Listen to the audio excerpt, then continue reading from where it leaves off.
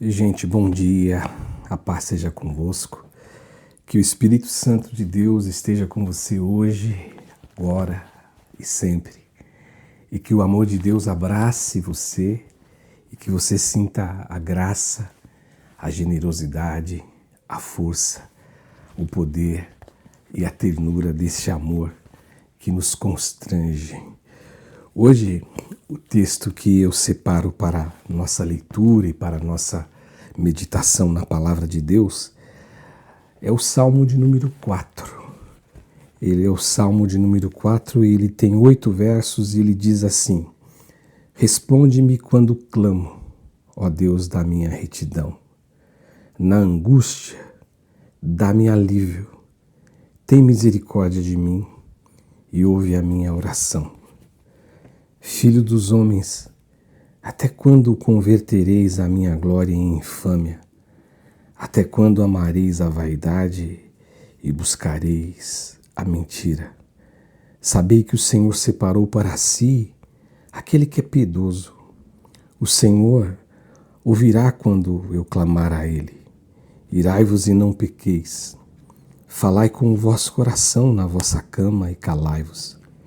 Ofereceis sacrifícios justos e confiai no Senhor.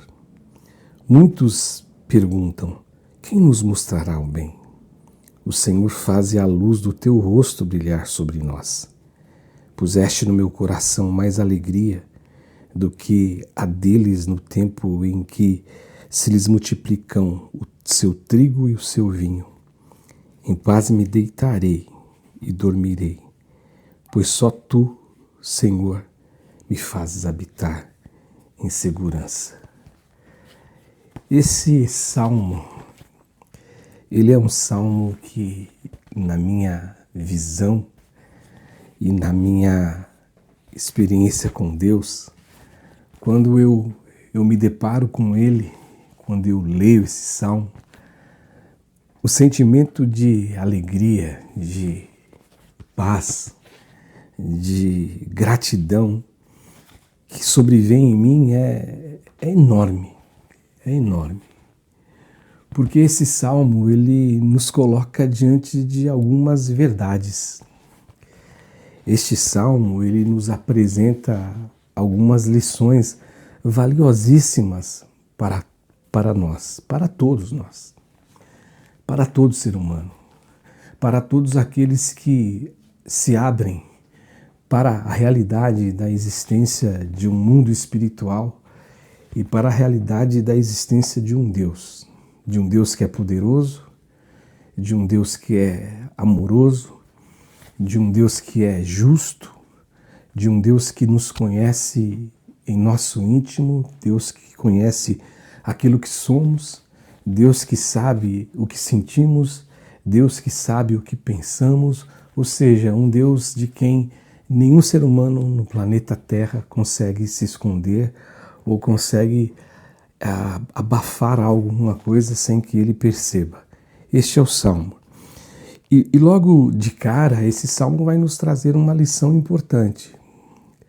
No verso 1, quando ele fala, responde-me quando eu clamo, a primeira coisa que eu vejo aqui neste Salmo é que o salmista, quando diz que ele clama, é porque ele vivia uma situação de desconforto.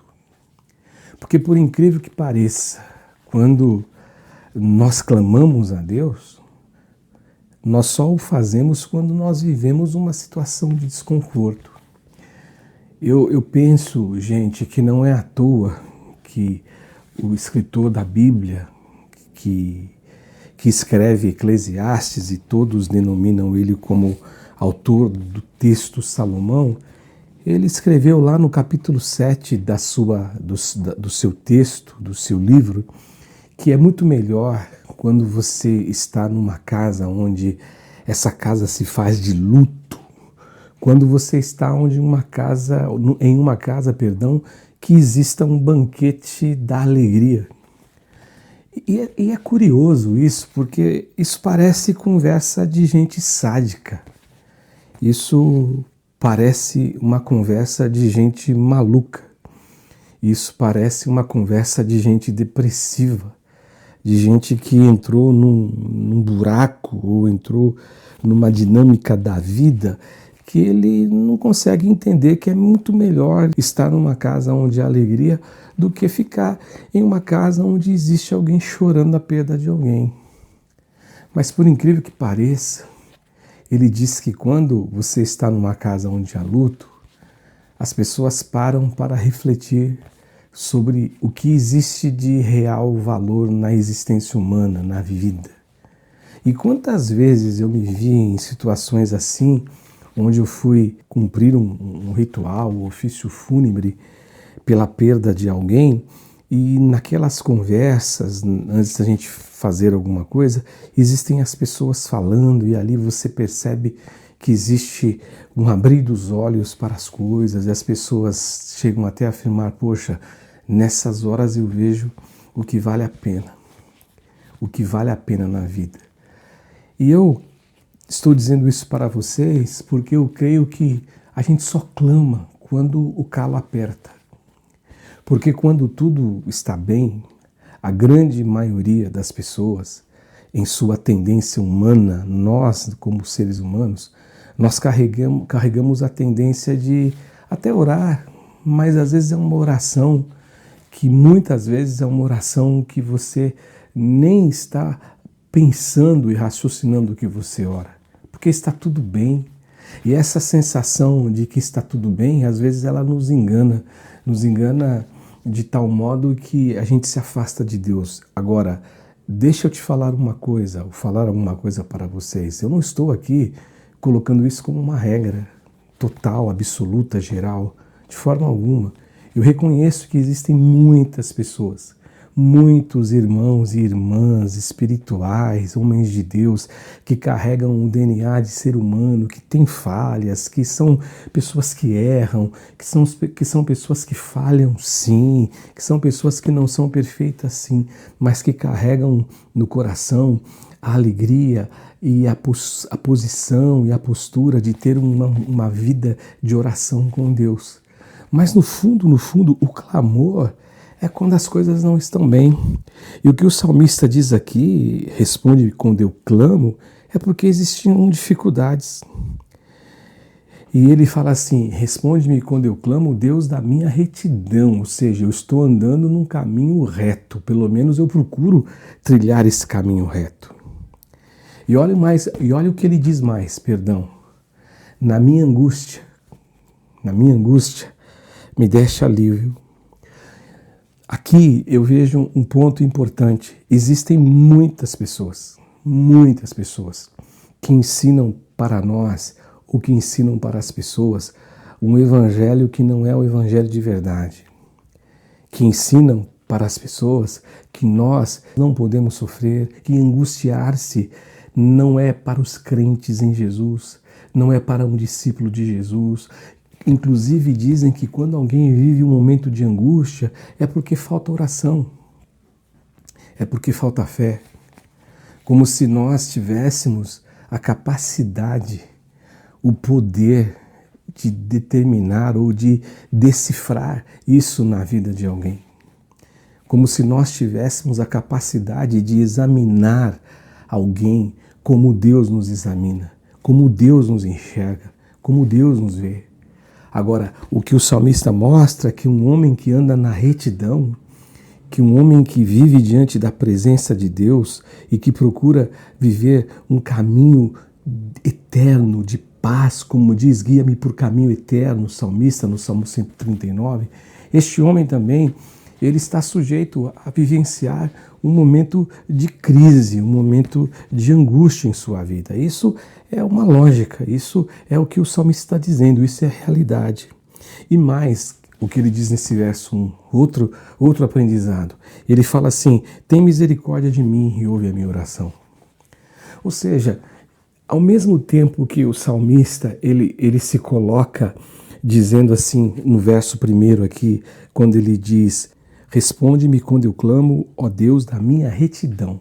Mas olha que interessante, no mesmo momento que ele diz Deus da minha retidão, olhando para dentro de si, dizendo, Senhor, eu tenho me esforçado para andar num caminho reto, ele pede misericórdia. Porque no fundo, o salmista está nos dizendo que nenhum de nós subsistiria diante da presença de Deus, pela nossa própria retidão. Nós somos, então, homens e mulheres, seres humanos que vivem nesse planeta e que são dependentes dessa misericórdia de Deus. É isso que ele diz. E o verso 2, ele fala uma coisa muito interessante. Ele fala assim: até quando, filho dos homens, vocês vão converter a minha glória em infâmia? Até quando vocês buscarão, amarão a vaidade? E a vaidade aqui é aquilo que não tem satisfação em si mesmo, que não tem produção de vida em si mesmo, que não tem como você se sustentar nessa vaidade, como diz o escritor de Eclesiastes também, vaidade de vaidade, tudo é vaidade, é um vazio, é uma existência sem brilho, é uma existência sem alegria, a verdadeira alegria. E ele fala: até quando você vai buscar a mentira, amar a vaidade e buscar a mentira?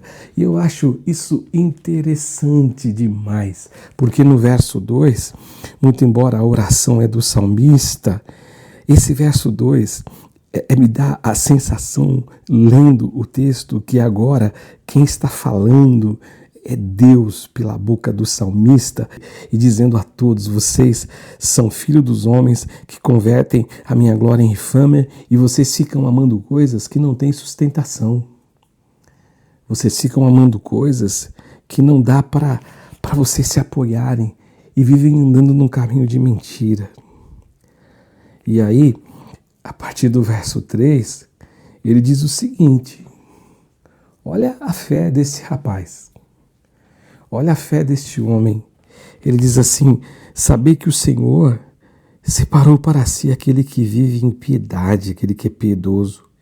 E o Senhor me ouvirá quando eu clamar a Ele. Ou ouvirá quando eu clamar a Ele. Olha que certeza. Olha que postura, que visão, que verdade que se carrega dentro de si, sabendo que Deus, que o nosso Deus, é um Deus que Ele olha. Ele fala assim: o Senhor separa para Ele aqueles que são piedosos, aqueles que lutam, aqueles que brigam, aqueles que combatem todo o desejo do pecado que existe, que corre dentro da gente, como diz Paulo: o bem que eu quero fazer não consigo, o mal que eu não gostaria de praticar me vejo praticando. Mas Deus sabe da sua luta, da sua retidão, como ele diz no versículo 1, da sua integridade. Deus sabe de tudo isso. Deus sabe e Ele separa para você. Isso te dá a condição, e eu gosto sempre de falar isso, sem prepotência, sem soberba na alma, mas pelo contrário, mas pela fé e pela certeza de saber que você é filho de Deus, que Deus te ama, que você tem um Pai que Jesus nos ensinou a orar diante da presença dEle e dizer: Pai nosso que estais nos céus. É um Deus que nos conhece. E eu acho muito, muito, muito interessante desse salmo, que esse salmo que ele revela aqui para a gente, sabe, ficar muito claro, ele nos revela é a nossa natureza humana e a fragilidade da nossa natureza humana. O quanto nós somos instáveis, o quanto coisas e situações têm poder de mexer com a gente, têm poder de, às vezes, nos deixar balançados, têm poder para nos deixar, muitas vezes, sem forças para dormir, sem capacidade de lutar. São coisas que acontecem com a gente, são algumas conversas que nós temos com alguém que aparentemente parece que não fez nada, que não produziu nada, mas quando se chega à noite, que você bota a cabeça no travesseiro, tudo aquilo começa a passar como um filme na memória, na mente, e às vezes você tem dificuldade de dormir, dificuldade de entender, de compreender aquilo que você enfrenta, aí você se ira. E isso é uma coisa que eu digo sobre essa fragilidade, sobre essa nossa pequenez da nossa natureza diante da grandeza de Deus, que ele diz assim, o que ele cita aqui, o que Paulo diria também à igreja, a sua carta aos Efésios, ele diz aqui, olha, irai-vos e não pequeis. Ou seja, irar, eu não acho que irar seja um sentimento bom da gente carregar, uma emoção legal para a gente ter, mas ela acontece na gente. A gente acaba se encontrando com ela às vezes, com a ira no nosso coração, a ira na nossa alma, mas ele fala assim, irai-vos e não pequeis, e falai com o vosso coração na vossa cama e calai-vos. E é interessante, né, gente? Falai-vos, aqui quando ele diz, falai-vos com o vosso coração na vossa cama. O que eu entendo aqui, eu poderia ter duas interpretações aqui, eu poderia olhar por dois caminhos, entrar em duas portas, abrir uma porta de interpretação e outra. Eu poderia pensar que o que está sendo dito aqui por esse salmista, o que está sendo dito aqui nessa palavra, é que eu faria aquela oração lá do Salmo 42. Quando eu olho para a minha alma e digo assim, alma, por que você está abatida? Por que você está perturbada dentro de mim? Mas por outro lado, eu também olho uma outra porta de interpretação. Eu gosto mais dessa interpretação. É coisa que eu estou aqui meditando com vocês agora. Eu gosto dessa interpretação quando ele fala assim, falar com o vosso coração. É o seguinte, falar com Deus tem que ser do coração. Falar com Deus para ser uma oração que vale de verdade tem que ser algo que é produzido no coração. De verdade, não, ele ultrapassa, é um mergulho a mais, é um degrau a mais do que só palavras, porque eu posso usar palavras bonitas na minha oração, eu posso impressionar pessoas com o conhecimento que eu posso ter da Bíblia, das orações que já foram feitas. Eu posso ter conhecimento de outras orações, de homens, de mulheres que oraram e utilizar de suas palavras para orar e falar com Deus e alguém do lado de fora dizer assim, poxa, que oração bonita. Aqui o salmista está dizendo, cara, é você sozinho na tua cama, no seu travesseiro, nas reflexões da noite, nos pensamentos, nos seus devaneios, na sua busca por uma resposta. O que ele está dizendo é exatamente aqui, é nesse momento onde não tem plateia, onde não tem ninguém te observando. Tem um que te observa, que dele ninguém se esconde, ele é o único que te vê, mas nessa hora você precisa falar com Deus do coração. Fale com Deus com o coração, fale com o vosso coração e se cale, ou seja, esteja atento para ouvir a voz de Deus falando com você, não a tua voz, não a tua vontade, não o teu desejo às vezes de vingança, de ira, não o teu choro de raiva, não, ouça a voz do Espírito. O Espírito Santo de Deus, ele fala dentro de nós, se nós nos abrirmos, se a porta do nosso coração se abrir, se a nossa terra estiver preparada, se a nossa casa estiver adornada para receber esse Deus Espírito Santo, ele vai tratar com a gente. E aí ele diz mais, né? Ele diz assim no versículo 5, ofereçam sacrifícios justos. Ofereçam sacrifícios justos e confiai no Senhor. Se coloque diante de Deus.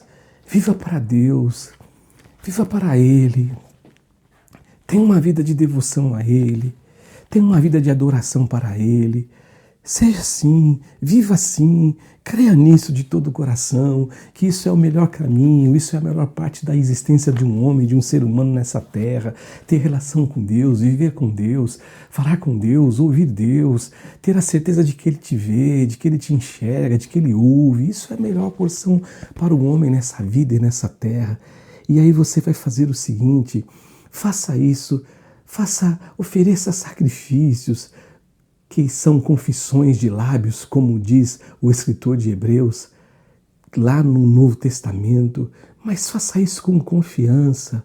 O meu louvor é fruto de sacrifícios, que são expressões com os meus lábios, de votos, de falas, de buscas. É isso que você tem que entender, é isso que o escritor fala. Então faça isso, e ele diz assim, mas confie no Senhor. E eu acho muito significativo também o verso 6, quando ele fala assim: muitos perguntam, quem nos mostrará o bem? Eu vejo essa pergunta como uma crise na nossa existência. Eu vejo nessa pergunta, isso você vê que não mudou enquanto existir mundo, enquanto existir pessoas nessa terra, enquanto Jesus não estabelecer o reino dele nessa terra. Essa vai ser uma pergunta que vai ecoar dentro dos homens, na alma dos homens, sempre. Você pode ter certeza disso. Essa pergunta vai ecoar dentro de nós. E vai ecoar porque existe injustiça, porque existe maldade. Você olha, você vê, ela está perto de você, às vezes ela atinge você, mas se ela não atinge você, atinge alguém que você ama, atinge seu vizinho, atinge um amigo, e você vê aquilo, isso gera em você uma insatisfação com a vida. E se nós não tomarmos cuidado, isso pode nos levar até ter uma insatisfação contra Deus, achando que Deus ele é um Deus inoperante, é um Deus não tão poderoso como dizem que Ele é, que Ele o é. Não, mas aqui o que ele diz é o seguinte: muitos me perguntam, quem nos mostrará o bem? E aí ele responde: ó Senhor, faze a luz do teu rosto brilhar sobre nós. Faze a luz do teu rosto brilhar sobre nós. A tua luz ilumina as trevas, ilumina os pensamentos escuros, ilumina os escombros da nossa alma, aquilo que nos machuca, mas às vezes nós não sabemos o que é porque está na escuridão, mas a tua luz sobre nós, ela traz iluminação, ela traz revelação, ela traz essa paz, ela traz essa descoberta de que nós servimos um Deus Todo-Poderoso. E os dois versos finais, eles são lindos. Os dois versos finais, eles são de uma ternura maravilhosa, eles são de uma doçura esplendorosa. Quando ele diz assim no verso 7, puseste no meu coração mais alegria do que a deles no tempo em que eles se multiplicam o seu trigo e o seu vinho.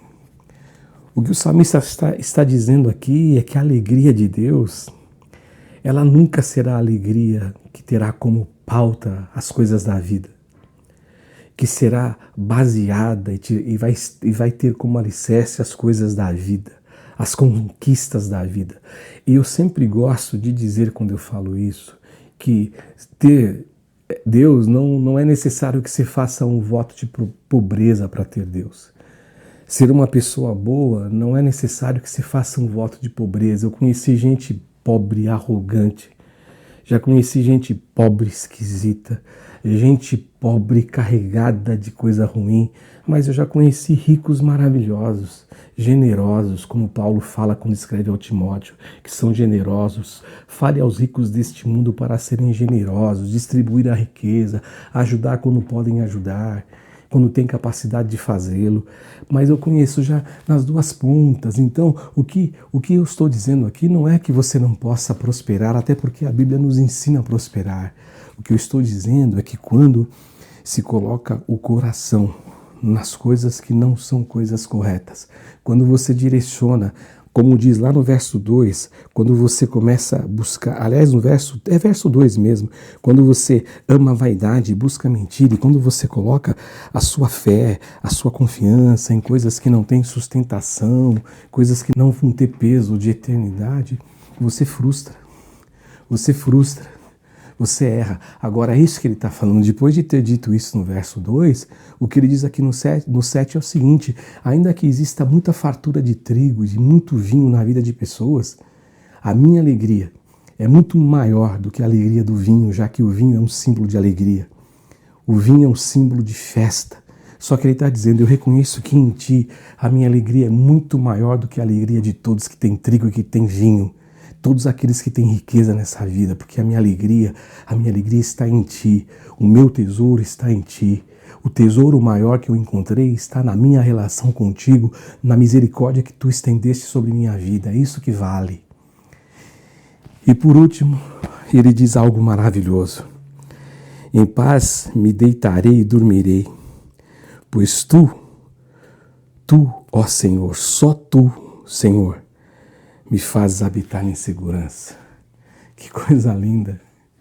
É deitar, dormir, ter paz. Isso não tem preço, para essas coisas não tem preço. E que o salmista está dizendo que quem concede isso ao ser humano é apenas Deus. Somente Ele, mais ninguém. Somente Ele e mais ninguém. Portanto, gente, a minha oração é que o Espírito Santo de Deus nos traga luz sobre essas lições e luz no nosso coração. Que a gente aprenda a ter essa relação com o Pai. Um Pai que ama, um Pai que cuida, um Pai que está ao nosso lado, um Pai que nos abraça e nos protege, que a gente possa entender que o maior tesouro da vida, a maior riqueza da vida, o centro da paz, o caminho da paz, ele só está em Deus. O caminho do descanso só está em Deus, para tudo na vida, para tudo, absolutamente tudo. Senhor Jesus, ajuda-nos a compreender isto todos os dias da nossa vida. Ajuda-nos a entender isso em cada momento da nossa vida. Que nos momentos bons, que nos momentos de alegria, a gente não se esqueça de te agradecer, de te buscar, de ter encontros contigo. Que não fique os encontros apenas para os momentos de clamor, quando o calo aperta, quando a sensação é de que eu não posso fazer nada, quando o medo assola. E aí eu te clamo, aí eu te busco, aí eu peço em desespero a tua presença. Eu sei que mesmo assim, se for na sinceridade, o Senhor vai nos atender, porque é isso que o salmista disse nesse texto. Mas que a nossa relação contigo deixe de ser uma relação interesseira, uma relação de interesses, que só um lado é favorecido, que só um lado é visto, mas pelo contrário, que a gente possa te buscar todos os dias, na certeza de que a tua alegria é muito mais alegria do que trigo e vinho, do que coisas, e que nós podemos sim ter paz, e a paz que o Senhor nos dá é a paz que o mundo não pode nos dar, a paz que ninguém pode nos proporcionar, mas é a paz que nos dá a alegria de nos deitarmos e com o nosso coração te consultar e saber que Tu és o nosso Deus, que nos permite estar em segurança e deitar em segurança.